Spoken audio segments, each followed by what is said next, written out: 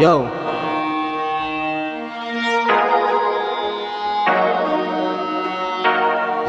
Yo, mic check.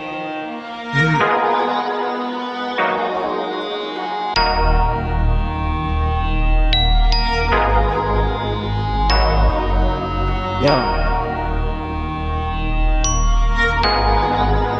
Di nyo na pwede masisi kung ba't ganito.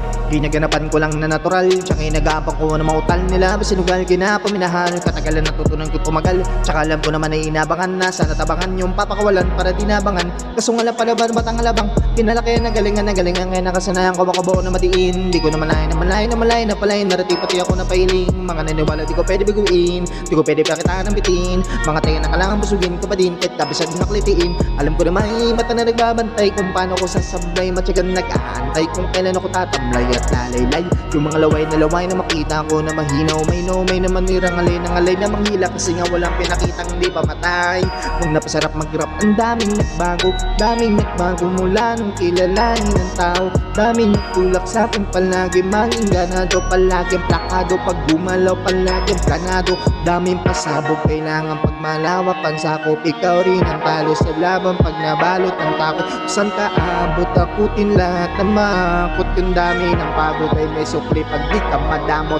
At kung hindi ko tsinaga, baka nauwi na sa wala. Ganito pala to kalala, kita mo naman na pala. Paano kung di ko ginawa? Kung iba di makahalata, malaki na nakataya. Marami na pwede mo wala, hindi pwede magpabaya. Hindi pwede puro mamaya, baka soli mapahiya. Totoo na parang himala nagsimula si Bill, ba't tininghala? Matagal ko yung kinapakadagawa, gumanda pa yung kalidad. Di mo nakitang binabado, marami pa nagdududa. Pero kilos ang inuuna, ngayon kita mo namumunga. Tumutubo na, napakarami ko nakukuha. Pero di pa rin nalulula.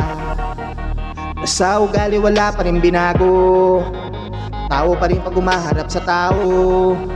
Pero pag usapang rap pa iba ko, literal na may bago kang abangan sa tuwing may ilalabas na bago. Yan ang ginawang pambawi sa nakikinig palagi para mas lalasin ang ganahan. Di yung mga bago ko hanapin, yung iba naman nababawan.